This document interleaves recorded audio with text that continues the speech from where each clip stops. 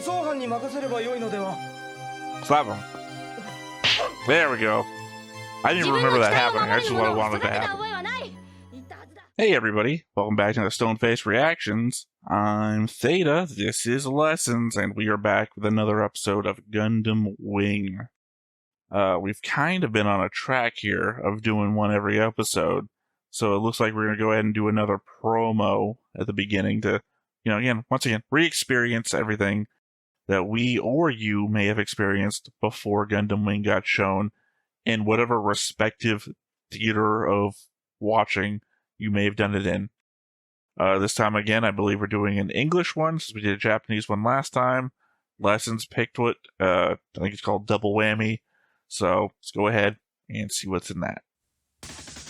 Get ready for a double whammy. Let's get started. Way louder than I thought it was going to be. Yes.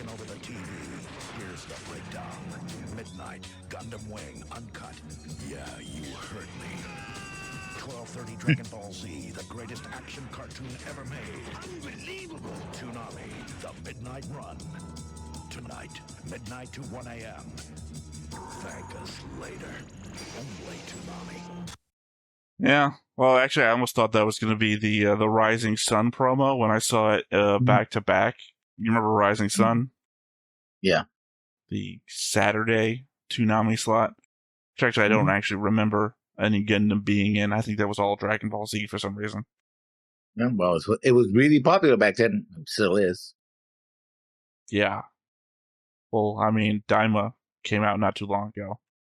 Mm-hmm. It really swept America by storm. Dragon Ball Z all the time. Yeah, I mean, again, these Toonami, we do have a lot of viewers from the Philippines and Japan, as well as the United States. And for those who are curious of how anime really was received in the States, I mean, now with a lot of YouTube reaction videos, it's easy to see how people react to anime in the States right now. But I think there's a significant gap between how anime has developed in Japan and how it was constantly being reintroduced into the United States, because there's been episodes where it's, this is very hard, and then that goes, and then there's this next thing that happens, like, this is the biggest thing, and then that leaves.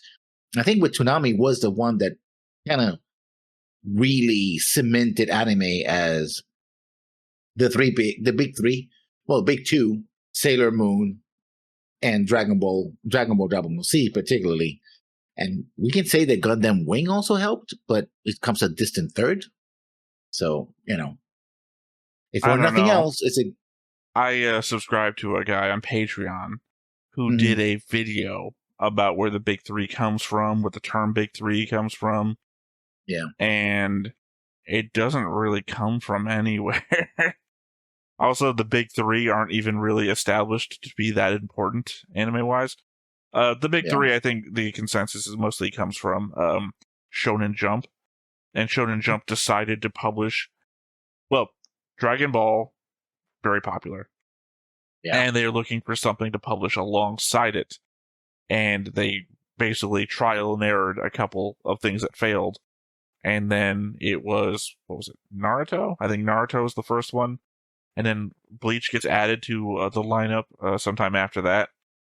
And no real rhyme or reason behind it. Well, when I use the term big three, I'm talking about the big three in the United States, not big three in Japan. No, our big three gets developed from that, but I don't think they're even considered a big three in Japan. It's big three for us. Yeah.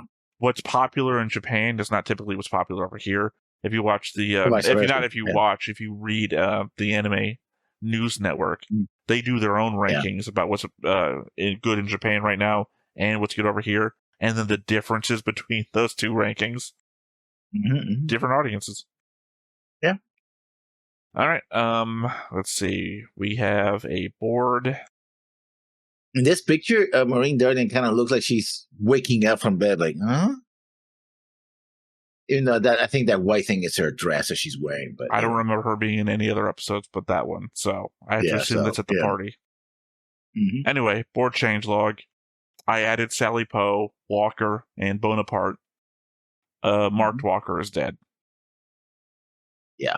For some reason, in my memory of the episode, when we had watched it, I thought Bonaparte died, but he got away, I guess. Yeah, because the balloon never gets attacked, I think. Yeah, no, he makes his escape, and then the specials attack the Gundams. Attack the Gundam, yeah. And then this, what's his name? Quattro and his people show up. Which mostly Quattro, when he shows up, it's mostly his people who do most of the fighting. He just shows up and like, oh, well, hey, no, I mean, he kills Walker. That's why he's a red line connecting him to Walker. Yeah, but also, he's like, there's that one guy. I don't know, you can forget Quattro's name. It's the most involved name of all the names. Yeah, Quattro Rababa Winner. I remember it just because of the three-part name. Raberba Winner, yeah. I literally just said it. Quattro Rababa Winner. That's how they say it in the English dub, anyway. Who the hell knows what they're saying in Japanese? I guess he's the fourth Rabera winner, I guess? No, I think Quattro is just his name. Yeah, no, but it's French for four. So. I'm aware. I didn't think you were just saying the fourth out of nowhere. I think I would have said, what do you mean? I think I'm not so argumentative. I know I'm contrarian, but I don't think I'm so argumentative. Just like, no, you're wrong. I think his name is just 4. But I literally do think his name is just 4. Because I don't think he's French. Duel. He's so excited there. Any other comments about the board? No. Not even the fact I added a new faction? Aroma for the Foundation is the foundation behind Oz, so... Yeah, they haven't been introduced until literally the episode we're about to talk about. Yeah. Yeah. They're like, again, by the way, let me get to this info dump about who the specials really are.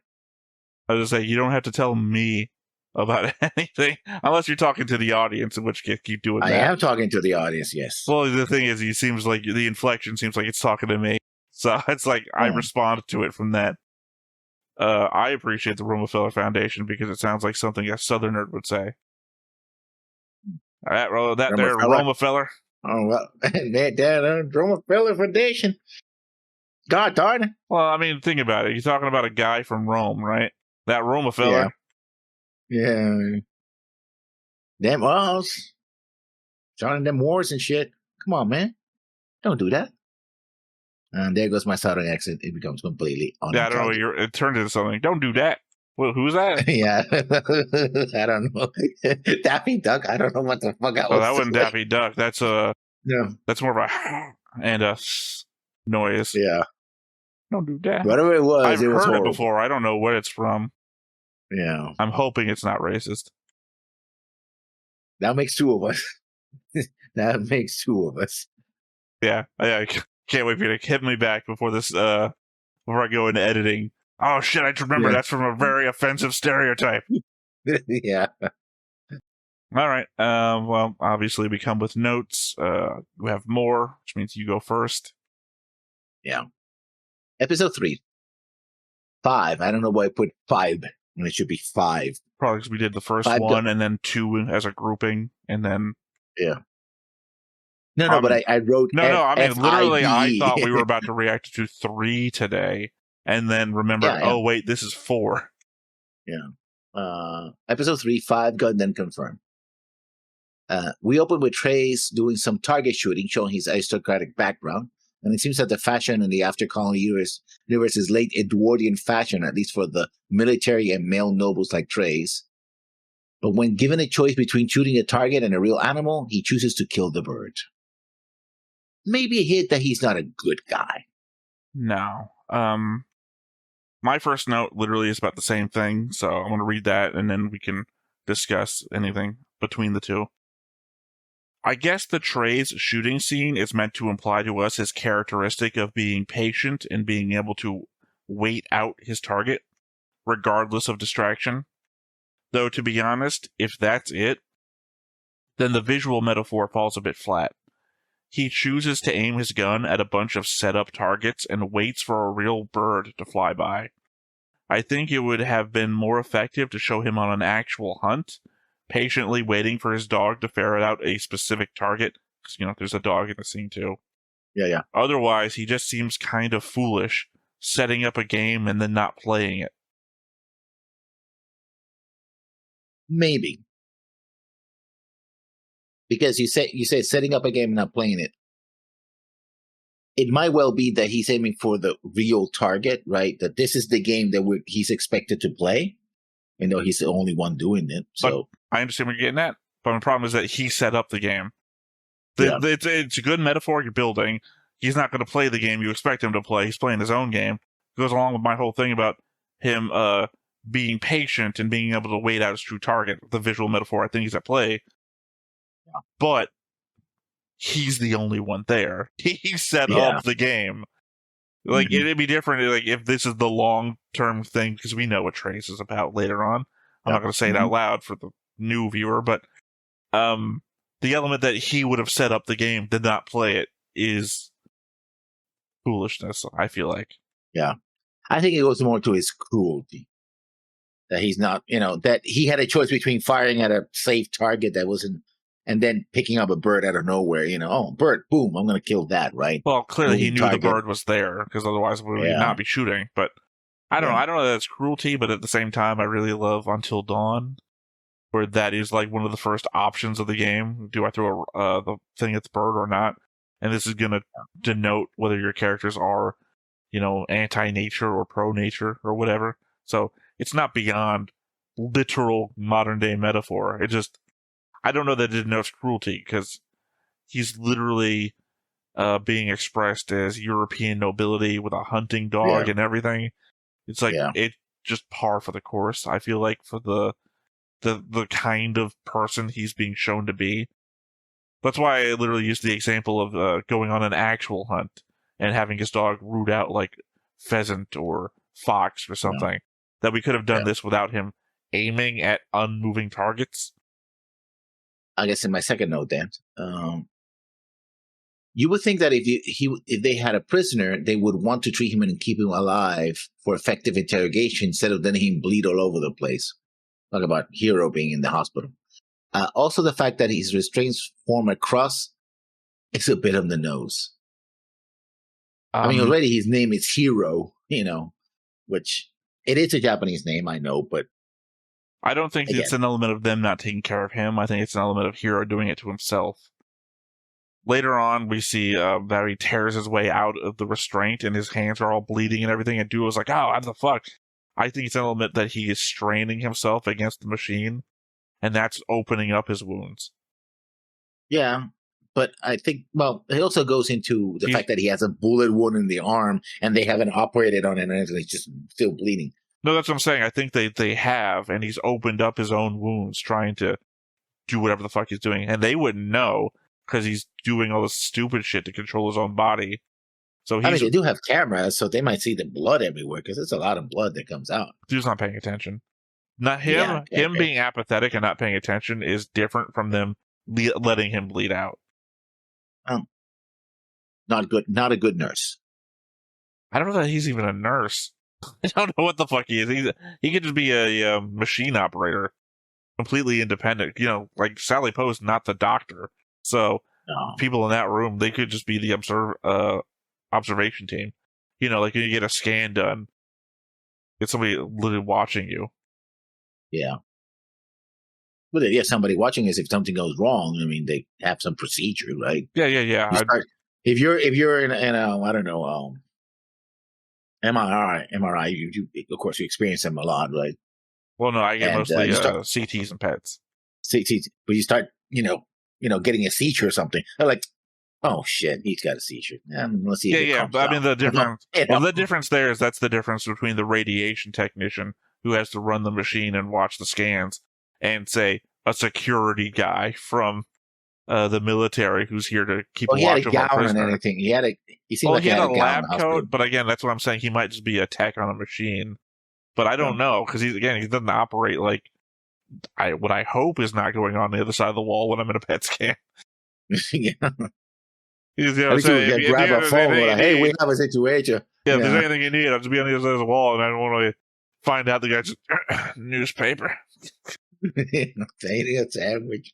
I would just like to pretend that this guy is something unrelated and he is just there doing some other job.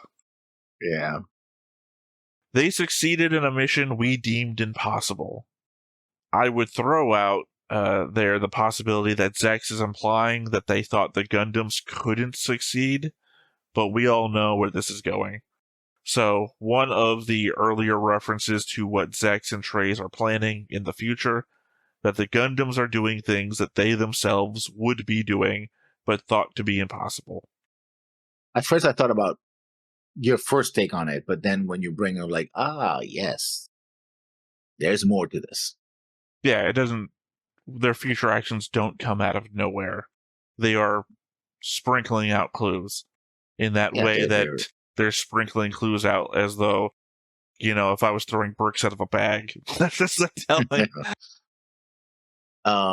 Mother computer? What, you mean mainframe? Because even the mother computer couldn't do this. I'm like, I guess you have. What scene are you referring to? Because I don't remember this. They're trying to crack the disc that he has, which apparently in the future everybody uses mini disc, I guess. No, okay. Yeah. I remember the disc thing. I didn't remember what they said, so I couldn't place it. Because they're trying to break the encryption. It's like, the Alliance mother computer can break this. It was like, you call your computer's mother? Okay, fine. It's either that or they have like one supercomputer that's better than all the rest of their computers. Yeah. Kind of makes me think of Gundam 00. Literally, sorry. Gundam 00 is supposed to be like the Gundam Seed to original Gundam. Gundam 00 is to the Gundam Wing. And they do have a mother computer. So it's like, I see now. If that's a thing. Because I don't remember it being a thing in Gundam Wing. Like, if there was a mother computer situation. But that makes sense in Gundam 00 now. Yeah. Computer call mom. Well, yeah, it's not the same thing. If we do end up watching 00 here on the channel together, you'll get what I mean, but not spoiling. Yeah. The ridiculousness of Hero Yui. From inside the room, a nearly blank white room, Hero knows the exact room he's in, what floor it's on, what building it's in, and where that building is located in the greater GAAP area. Hero is such a stupidly over-the-top protagonist that it's surprising that I ever had a problem with anyone having plot armor or the like after this. Hero knows or does whatever the plot demands, regardless of logic. I mean, can control his heartbeat, breathing, brain waves, and blood pressure too. Then Duo comes along, and we give him credit for incredible acting and lip reading.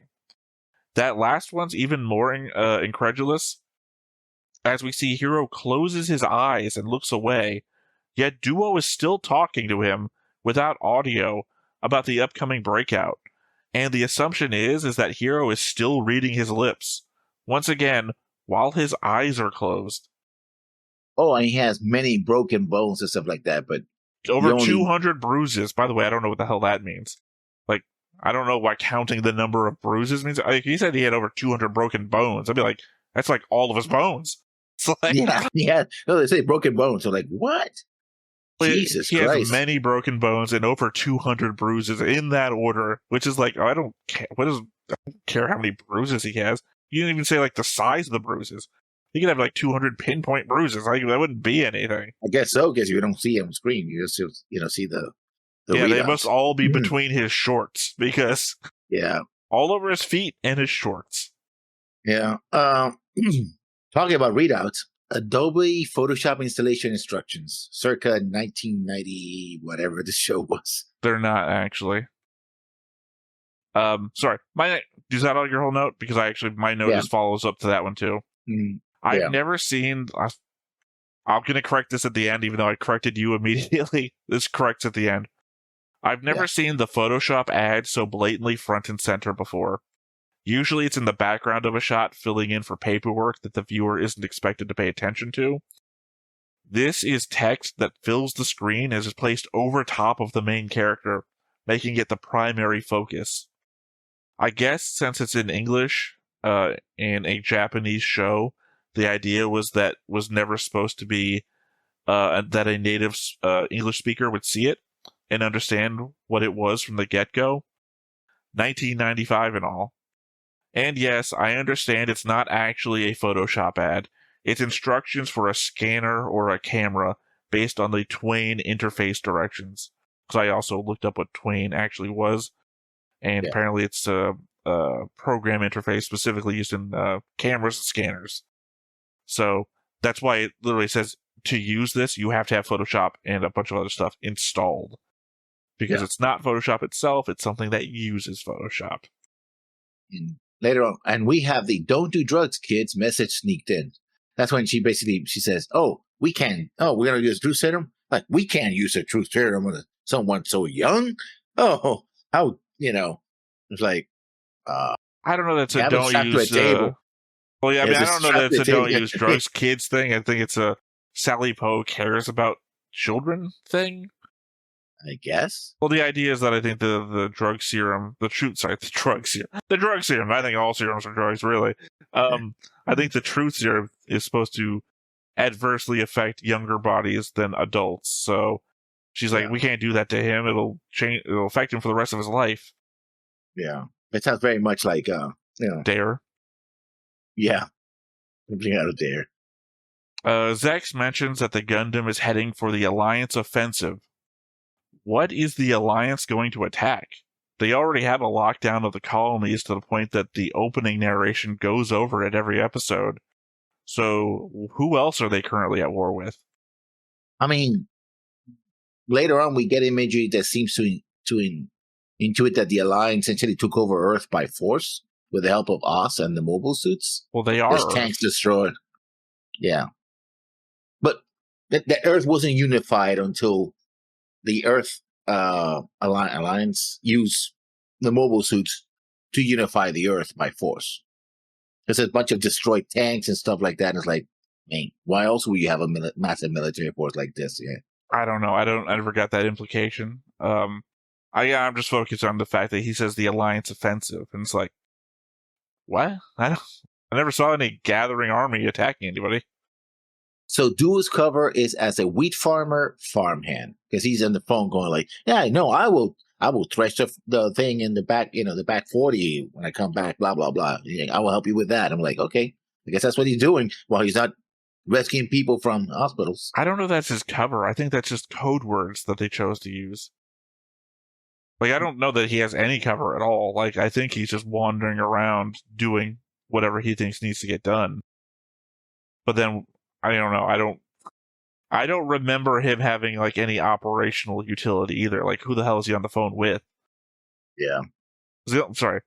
Maybe future spoilers or whatever, but I only ever remember Duo going back, after the show hits, like, the mid-hump thing, where they all have to do their own thing for something. Him going back and having conversations with, like, childhood friends. I don't remember Duo having any, like, backup anywhere. Yeah. So, I slowed down Hero's fall from the window to half speed, because something occurred to me. The windows behind him transition at such a speed that he goes by 16 floors a second. We see him falling for 3 seconds directly, 2 seconds of Duo talking, 2 more seconds of directly watching him fall, 3 more seconds of Duo talking, 4 seconds of Sally and Relina, then 4 more seconds of direct Hero falling before the parachute deploys. Which is when Duo says, "It's way too late." At 16 stories a second, even if we only take in the time we see Hero falling directly, and take the other people talking as narrative time, Hero fell 144 floors in the 9 seconds the camera focused on him, and all the windows passing by behind him. Remembering that Hero identified that he was on the 50th floor, when even if every floor had 3 windows, Hero would have been 2 floors above the ground when he pulled the chute. If we include everyone talking and reacting, then he fell 288 stories. Either way, I don't think paying attention to the backgrounds of action scenes is going to matter in this series. I don't know. I'm just saying, paying attention to that shit, as I normally do in other shows, Hero was a blood mark on the ground before he ever pulled the parachute. Also, not for nothing, but the parachute didn't even open. Yeah, not fully. Love the fact that the spaceship that spaceship that is coming to pick up Sex.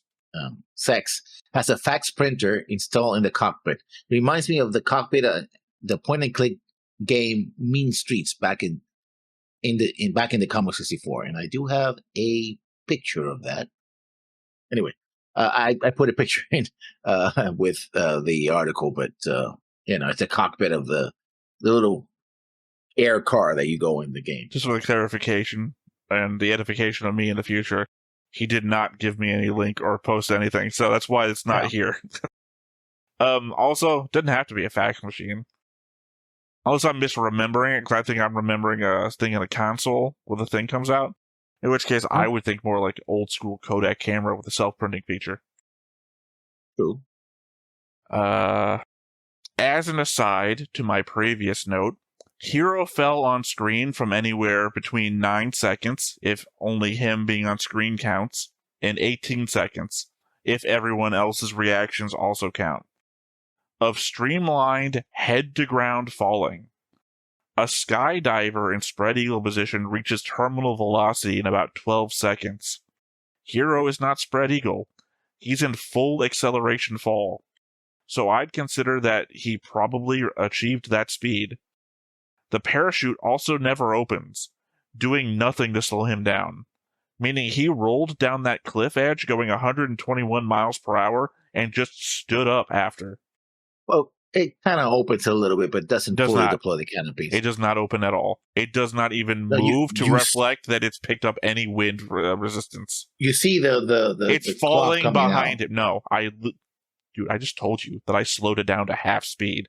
You're telling me that I missed something watching it in half speed? It literally is just falling behind him. It's not even picking up wind resistance. That's what I'm saying. He is going terminal velocity. 121 miles an hour, hits the ground, rolls down the beach, stands up. I don't think we can treat Hero as a person. Cyborg or something. Love how Wu Fei can make their air explode because of reasons. There's a shot of Wu Fei attacking a base. I think it was supposed to be the base in India, and he just swings his weapon, and things explode, and he doesn't hit anything. He doesn't hit any buildings. He just swings and bunch of explosives. Like, okay, so Power Rangers. That's what we're doing now. Super Sentai, I guess, for those who aren't American. I don't know. We had previously done a reaction, and I had mentioned the Street Fighter X Tekken trailer, which is M. Bison versus Jin. And I was just recently watching Maximilian Dude, his reaction to it, because I'd never seen it before. And I was like, oh, this guy loves fighting games. Let me just see what he reacted to. And they were laughing because explosions out of nowhere. Like, the building is exploding and everything. It's like, nobody doing anything.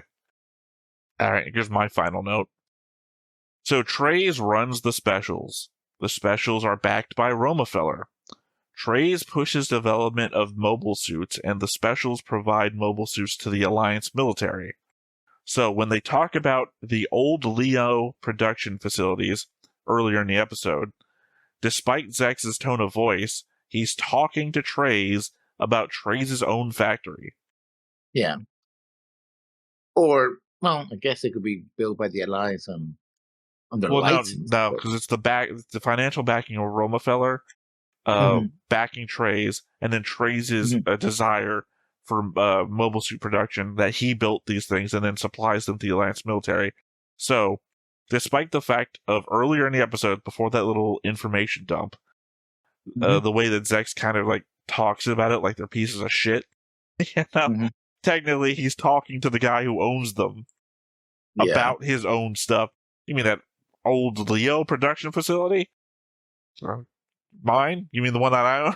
Yes, that's the one I mean. Or my bosses do it, the Romefeller Foundation, right? It seems heavily implied, at least in the English version, because again, take the notes in English, that Romefeller is only bankrolling him. I mean, we know later they're going to try and take a more active role in things, but it seems like they're the shadow figures behind Trays right now. Yeah. Okay, on to my next note. Go-Go Gadget Mini Death Scythe. Because Duo doesn't have a parachute.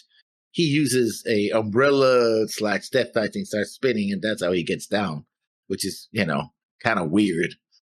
Again, I think it's an element of there's just elements of the show that we just can't like really think about. Like there's turn your brain off moments. Like, how's that work?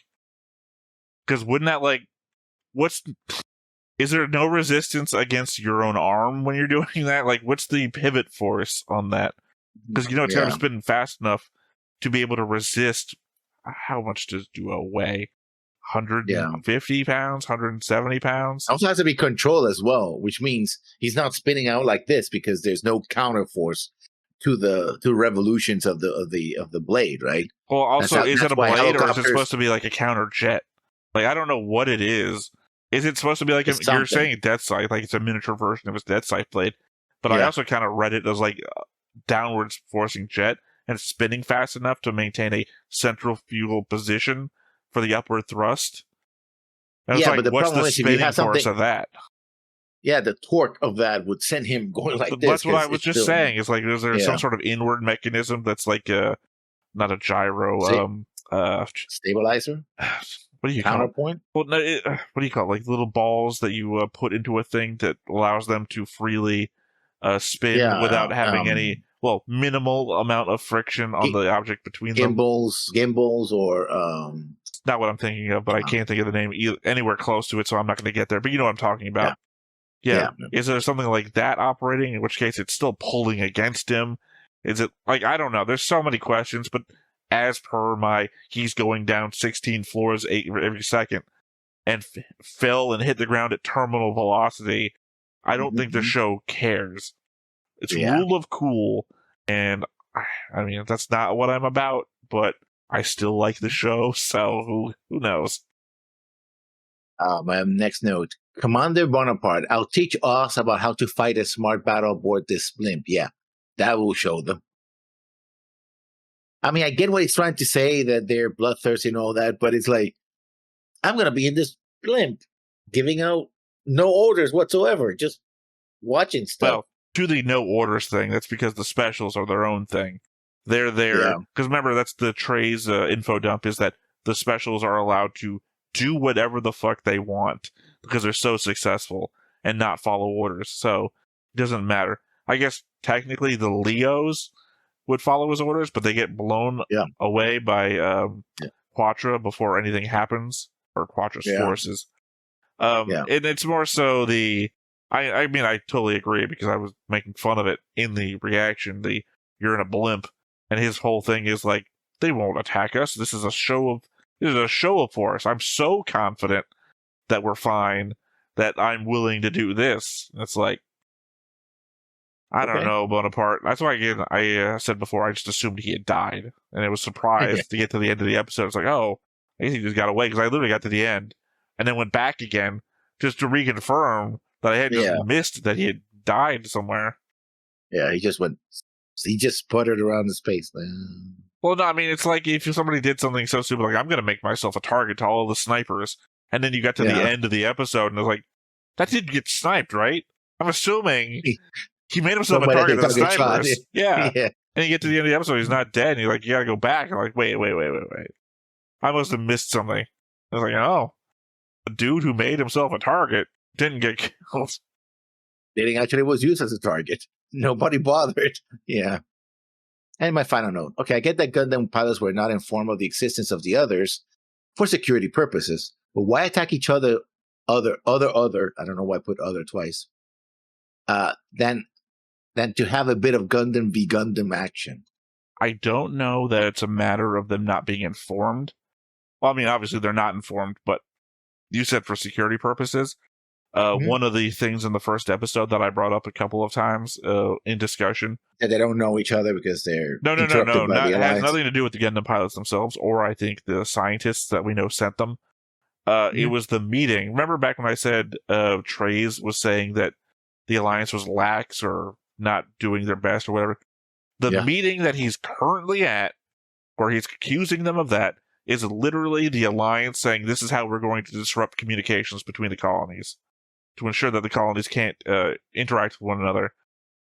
Well, if that is something they're currently doing, then it's possible that the Alliance has prevented the, I don't know what to call them, Gundam Masters, not the people pilot, the scientists and everything, from communicating with one another to have set up that information ahead of time. Like, it seems happenstance almost that they all came at the same time, Operation Meteor, or they set that up well in advance. Before. Yeah. In advance, and then didn't have any information about who's going to be piloting what, or, to give the pilots. So the fact that we previously discussed this in episode 1 would be a reason, I would think, to have established that that's why the pilots don't know each other or of each other. Yeah. But also, I mean, either one works. But the thing is that, okay, you know that what you're looking at is another Gundam. Why even fight him? Oh, he helped me out. Okay, I'm going to fight this guy. Like, why? Just leave. Your mission is over. Independent missions? I mean, okay, fine. You're doing your thing. I'm doing mine. If you don't point a gun at me and you're not shooting at me and it helps me, I'm like, thanks, dude. Paranoia? I'm done. I leave. I mean, paranoia, you're saying don't point a gun at me. And the idea is that, okay, you're going to take it on faith that this guy's not going to attack you? Who's to say? Also, we don't know the political situation of the colonies themselves. We're thinking that they're going to be united against a common threat, but who's to say one of them turn side 3 on us, Who's to say? I don't, disagree offhand that it makes more sense to team up, but who the hell knows who you can team up with? Like, if everybody was Hero, if every one of them was Hero, then nobody would have teamed up. Yeah, no team. Yeah, and you don't know who they sent. Crazy fucking person. But, sorry, I'm thinking back, just before we started recording this, I was watching one of the Yogscast TTT episodes, and one of them during the reaction says, oh, I have the Death Note, or something like that, and you can't drop the Death Note, because there was something they were doing. But the point is, he was a mercenary character, which is one of the innocents. And mostly, it's traitors that bite the Death Note. So they instantly shot him after saying that. And he is a little incensed. He's ghosting and saying, well, why'd you do that? You could have given me at least a second to think, to, explain to you that I was the mercenary. And my instant thought was, that would be 1 second for the traitor to also come up with a way to either lie, kill you, anything, right? Yeah. So the idea is that any time that you give another Gundam that you think might be your enemy to figure something out is also time that if they are hostile, that they will then use to come up with something to get you as well. You can't give people time. Time is not a commodity that is of use. You get the hell, you bug out. Okay, I'm done with my mission. I'm out. Are you, though? Catch me if you can. I don't know that the other one was done. Again, Bonaparte got away. Was he the target? I don't know what the target was. I think it was the facilities. The damage. No, that was Wu Fei earlier. Wu Fei was targeting facilities earlier. No, but in the all of them, tomorrow, they're just blowing up stuff. That's what they're doing, basically. Well, then why did they fight the Ares and everything? They could have just gotten away. They always could have bugged out if the target was the things that they already destroyed. I have to think that Bonaparte, the entire Alliance offensive, might have been the target. In which case, you can't leave until everyone's dead. I don't know, maybe they come up with the idea that maybe some of the Gundams got bought out. Or captured. I mean, possible. Think about it. What if Zex had been successful in episode 1? They had gotten that Gundam, and then Wing Zero just shows up at any fight, and they're like, oh, cool, a friend, and then Zex just decapitates them in the cockpit. Or takes out the big gun and just pulverizes them from orbit, basically. Well, yeah, I mean, just anything. The Wing Zero showed up and Zex was in the cockpit this early on, and you would just anticipate that all Gundams are your allies. Dude's gonna walk right up to you and stab you in the chest. You're gonna be dead. Yeah. I understand their perspective. It doesn't make a lot of sense because we don't know any of the background communication, anything. You just assume these guys would have dossiers on one another, but I guess maybe not, because you wouldn't want that information to fall in anyone's hands. You're essentially sending them deep into enemy territory.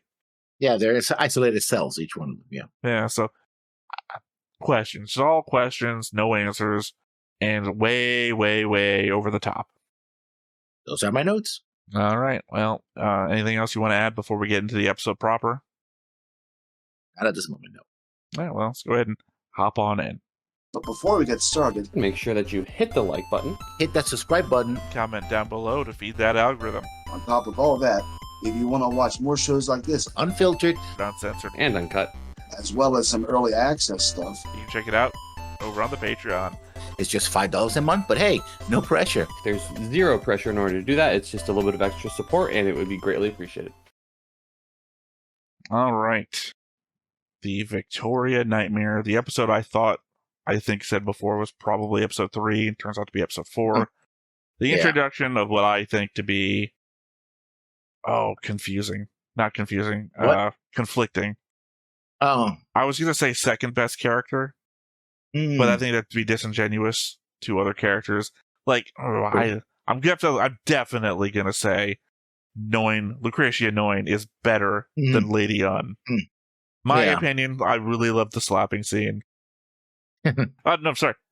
The slap. You've been really wrong, or whatever she says. My interpretation. Anyway, to come. It's a future scene to come. I was debating in my head who's better. Obviously, I like Noin better, so I'm not going to put Lady Un up there. Yeah. Trace is the mitigating factor. Is Noin third best or second best? My opinion, obviously. I don't know what you're thinking of. You put Wu Fei really high, which I think is an insane thing to do. So, again, like, how did you not have yourself drawn at least as duo or hero, I guess? Then again, hero, I think, was your third. Yeah. Or fourth, I can't remember. With high hopes. God, how long does this go? I forgot. Yeah. I mean, it reminds you of 79, where they repeated the intro for like 79. Reminds me of Macross. SDF Macross. Well, is it Macross, SDF? Or was it Macross SDF 7? Macross, yeah. No, SDF Macross, they had literally the same intro no matter what. They never changed. No, not the intro. The opening, the background crawl. I think it was Macross 7 that goes over the history of the war every episode for like 30 episodes. No, but it's also 79 did it for about 10 episodes? Yeah, episodes? no, that's what I'm saying. Like 30 episodes of Macross 7 were like... And then a sniper shot him. You're literally in a fighting area. A combat zone, some would say.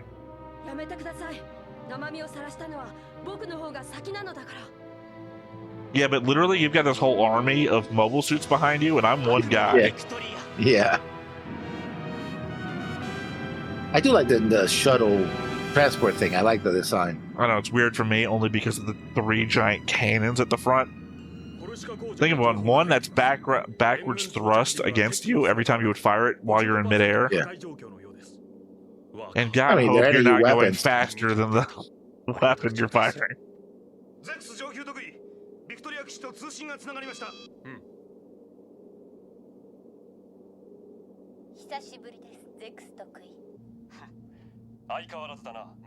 Always. Again, I'll always remember the club scene, which I'm hoping is this episode too.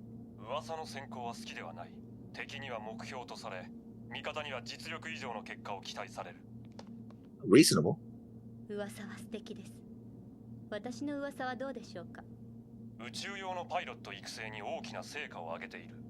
was about to say, I forgot if Victoria base was the Ares base, because we just had a whole conversation about how Ares pilots are shit.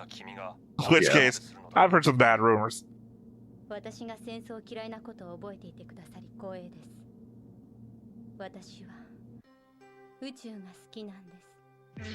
You know, that one promo.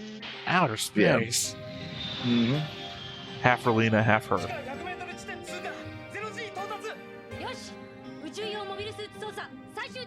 You know, on the other hand, God, it's so fucking hot in here.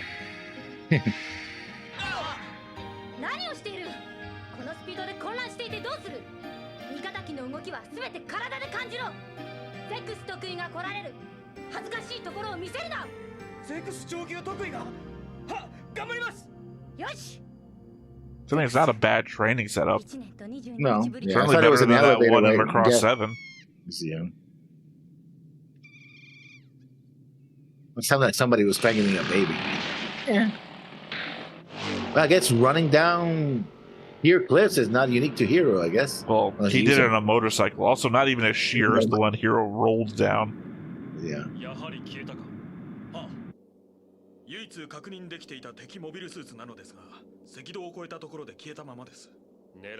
I mean, they have stealth technology. That's something I didn't put in the notes. Like they I can be tracked on literally radar. talked about that in episode 2 Yeah. because I was making fun of the readout of the sections of the Wing Zero. We know it has an engine and a nose and landing gear.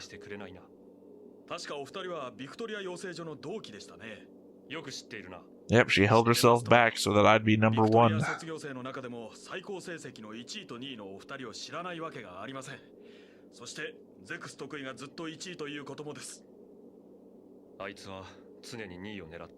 I said, she was holding herself back so I would be number 1. Knowing it's just the fucking best.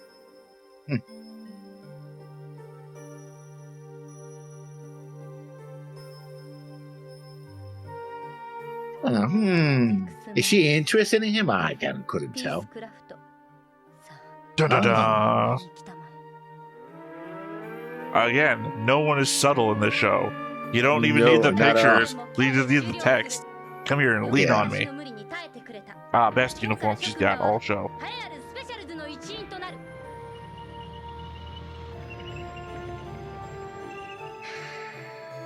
Oh, I didn't remember the Tauros being this early.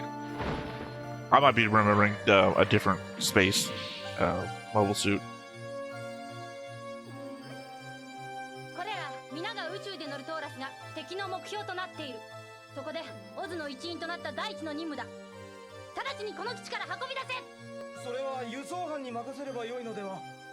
Slap him. There we go. I didn't even remember that happening. I just wanted to happen.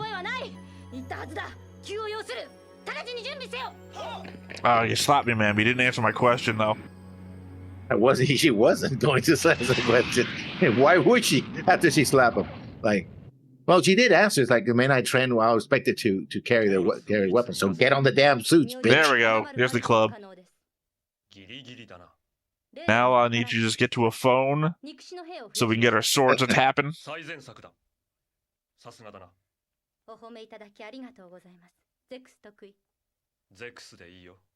No music though, apparently. Just blinking lights.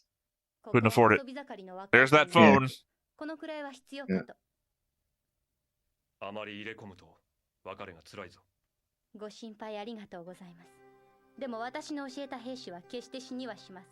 And that's why Wu Fei's an asshole. Why? Literally what this whole episode's predicated on. Oh, yeah, I forgot. Why I don't like Lu Fei, because I really liked knowing the first time I saw her, and then same episode.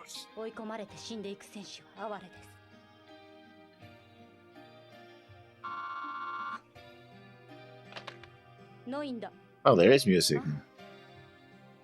Very soft music.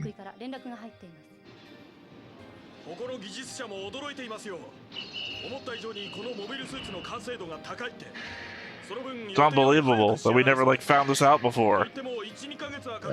I never really follow on the whole ancient mobile suit thing. Didn't make sense on Iron Blood Orphans. Oh, here we go.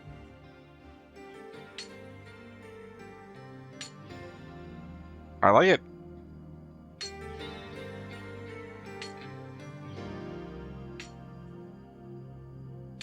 For me, it's like the most. Wrong woman. I don't care. For me, it's the most iconic. For me, it's the most iconic scene between the two. Jackass Wu Fei.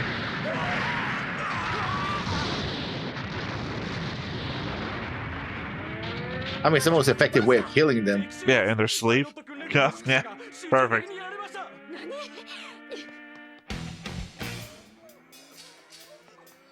He is a terrorist. Not disagreeing with that. Although I would argue that a terrorist has to inflict terror on somebody, and people who die in their sleep never become that.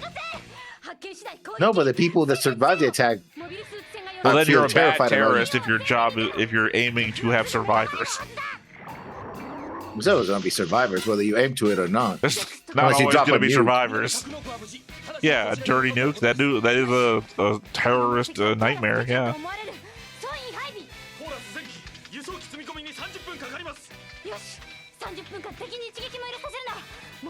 So what's the last time I cleaned these walls?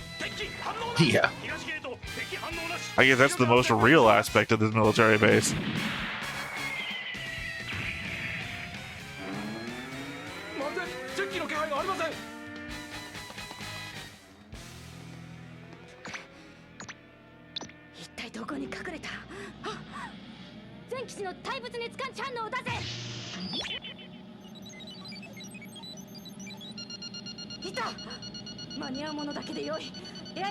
Again, are these things like open to the air or something? Why does every Ares pilot wear goggles? We're just assuming that the cockpit opening is going to fly off.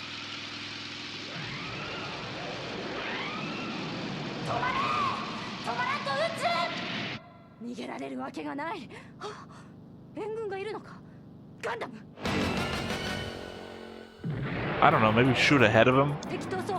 Even if you didn't want to kill him, create divots in the road that'll slow him down. It's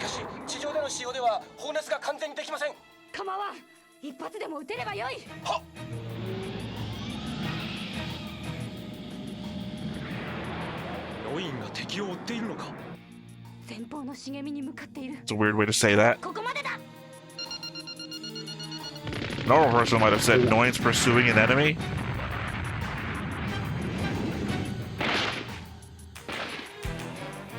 Thank God we're all Terminators. Yeah.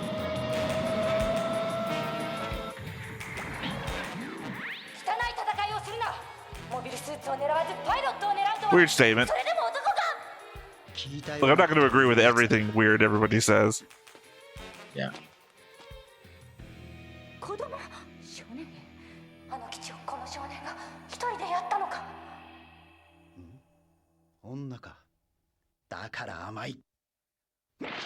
Again, Wu Fei's a dick. A misogynist dick. Well, she said he was a baby. Yeah, he's a child, and she's an adult. Yeah. Her comment was ageist at worst. His comment was literally about the fact that she's a woman. Mm-hmm. And at worst, what's the statement there? Women care about people more? Yeah, I'm saying, like, is that even a negative?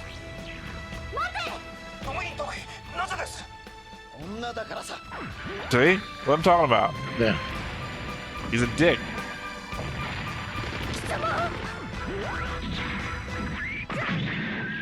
I'm not in the habit of killing children. That's why I said don't shoot.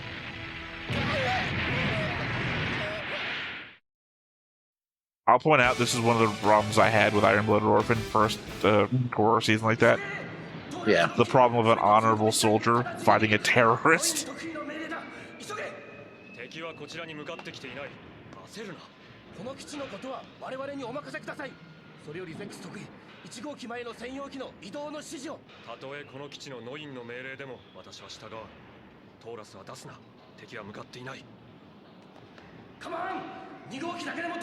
Sorry, we're just like disobeying the chain of command. Yeah.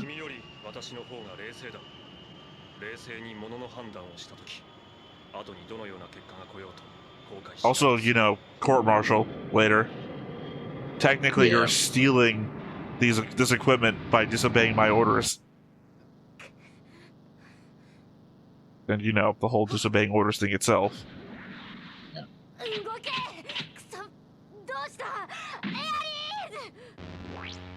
I mean, not for nothing. Ares look cool, but not the most effective mobile suits. Remember this shot. You'll be seeing something like it again later. Yeah.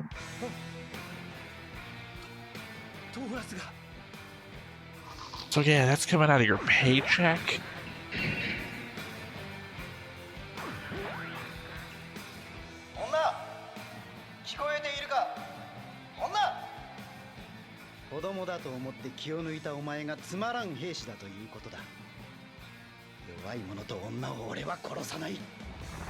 So the thing that she's weak for not killing kids, you're exactly as weak for not killing women. I guess so. False equivalence there. Well, it's not a false equivalence. Sorry. From his point of view. Yeah, not mine. Not my point of view. It's the same equivalence. No, I'm saying you're bad. I'm saying he's wrong. And it's a false. Like, oh, yeah, it's stupid. It's a stupid thing to do. I mean, I'm happy he didn't because annoying, but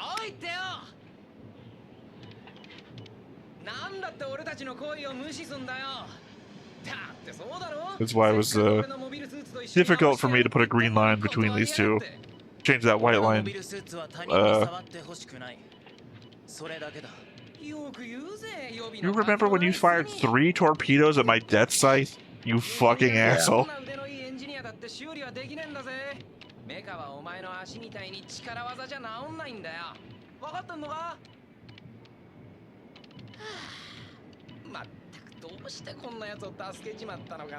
That's a good question, dude. He thinks he even can even. The very evil Knievel has broken more bones than Hero has.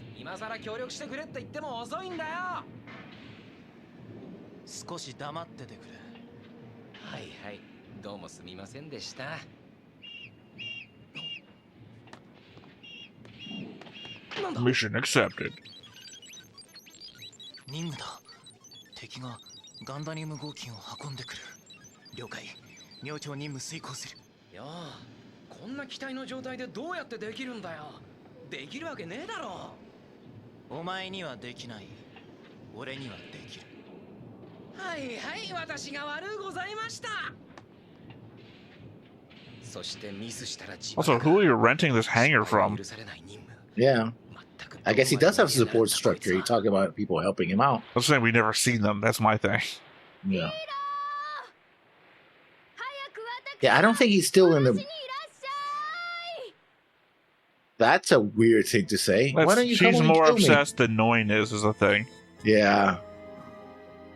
Because it's the one thing that we know. The thing between them.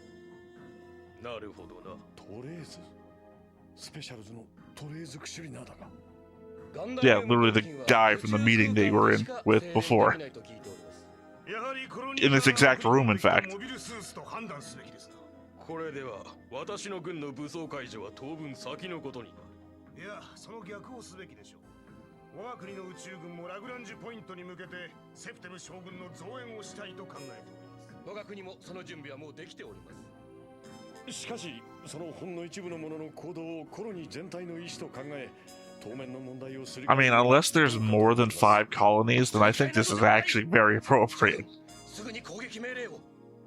コロニー側は地球圏の平和を他の誰よりも強く望んでいるのです。我々こそ平和を望んでいる。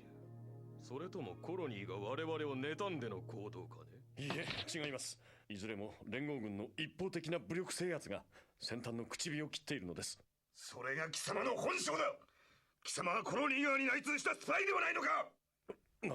Modern politics. 報告は受けたまわった。ドーリアン外務次官の退席を願おう。もう気づいてもよろしいのではないでしょうか。本当に危険な人物はあなたたち自身。 Right from the commercial. Also, just a consideration here. Who's the actual foreign minister? Yeah, I don't know. He's the vice foreign minister, also, Lady Yun. Yeah. Is he taking a popcorn bath? Because it looks like popcorn or champagne or something. Oh, I thought you were going to ask, is he taking a bath in Athens? Yeah. Probably not. Why not? Apparently, you know, Romefeller He's back that him. rich. Yeah.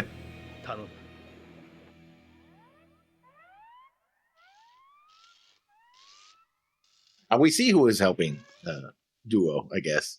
I was just thinking, you know, we know Lady Yun is more of a sycophant for Trays than any other character is for any other character, but she's the one who's the most subdued right there. No, she becomes a little more unhinged later on. Oh, I know. I'm just saying that's the basis of my comment.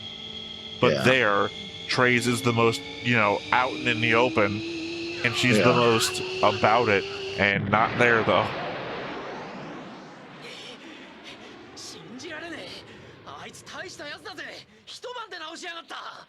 Yeah, he is certainly unbelievable. Yeah, he took the parts of Europe.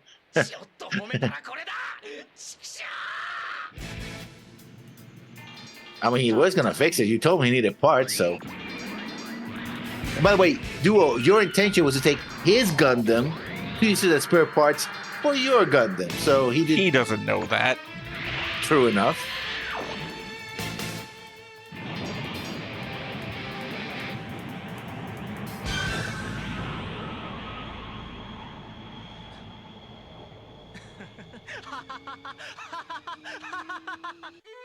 I don't remember how many times we've ever heard Hero laugh in the entire series.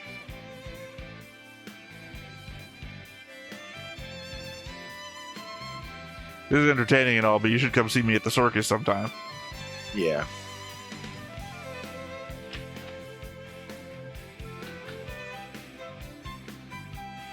Oh, that's a big flute. I was thinking more how unhappy he looked while he was grabbing it. Yeah. Yeah. Not often you get somebody angry fluting at you.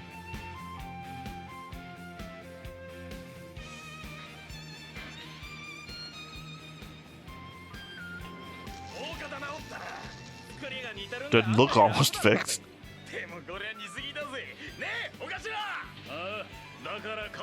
So look at that iconic hairdo.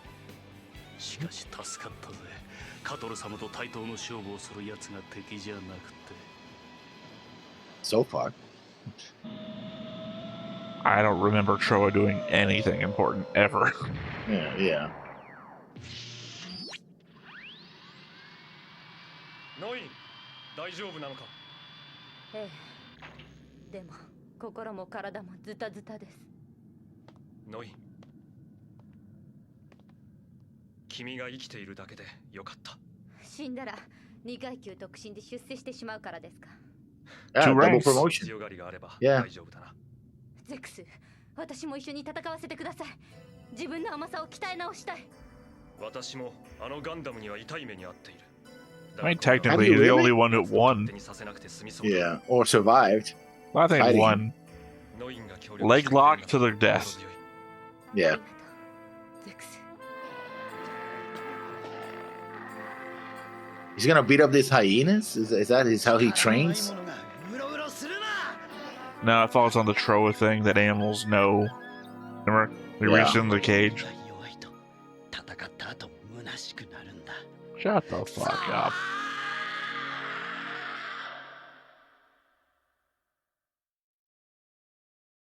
There's an element of this that does remind me a lot of Voltace 5. Voltace 5 kids are trained for like a year or so in like hand-to-hand combat, well, just like ground combat techniques and whatnot, and then get pushed into mobile suit combat without any training whatsoever. And when I think about the fact like Hero was like a fucking Terminator, it was like immortal, invincible ground combat guy, or Wu Fei for that matter, I guess. Yeah. It makes me think of them.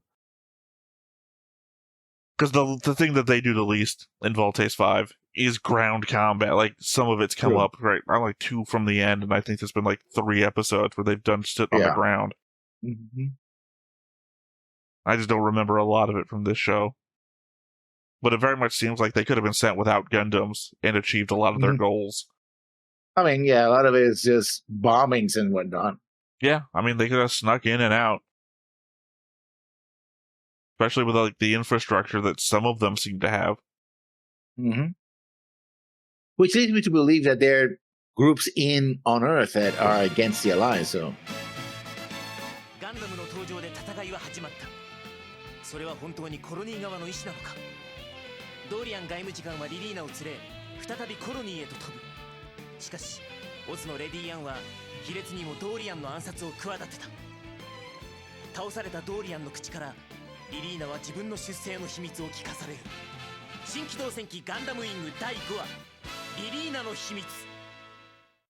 Not what I remembered. I mean, we already had the release of Sek's real last name, which is Peacecraft. No, not that. Come on, I was already confused by the fact that Sek's last name wasn't that to begin with. No, I'm talking about the next time on indicates her father's dying breath. I thought he died in a plane going into space. I remember... Sorry, voice break. I remember the Wing Zero firing in an airport, a plane taking off, and the dad looking out the window and, fucking dies there. Yeah. I think something about maybe Relina sees that or doesn't see that. I don't remember. But I remember him dying in a spacecraft going back to space. Not being killed in a building with rubble falling on him and telling Relina a secret. Then again, I don't actually remember how Relina finds out. I thought she went back to like the Sank Kingdom and sees a picture. Yeah. Actually, no, that's how Zex finds out. Zex goes there and he sees a picture of his parents, and then her the whole family. And I think they say, "Oh, I have a sister." But my main point is, I do not remember that he knows he's I don't remember Peacecraft. that being the dad dying. I remember the dad dying a different way.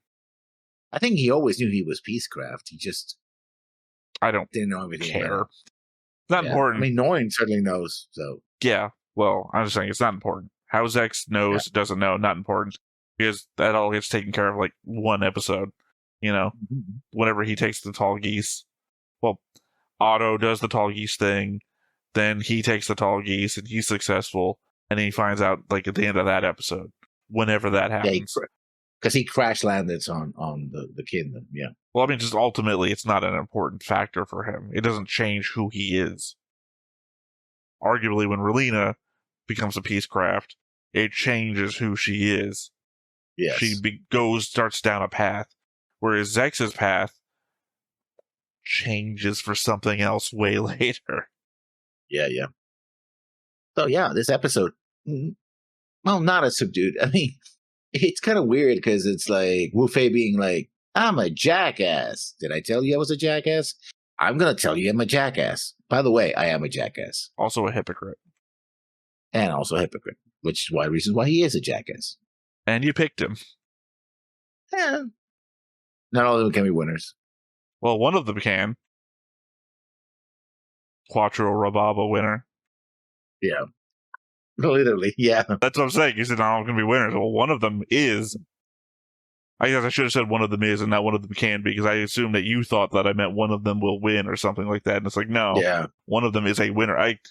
As I said at the beginning when we were doing the board, I'll always remember Quattro Rababa winner's name because of that 3 name sequence, you know? Whatever it's saying. Yeah. Yeah, so this episode. Anyway, have anything to add to this discussion of this episode? I mean, not really, because obviously that's where the notes section comes into play. It's the element of not trying to spoil future things while also heavily referencing stuff that happens in the future. Oh, that's the case then. I think we can say goodbye to this episode. Until next week.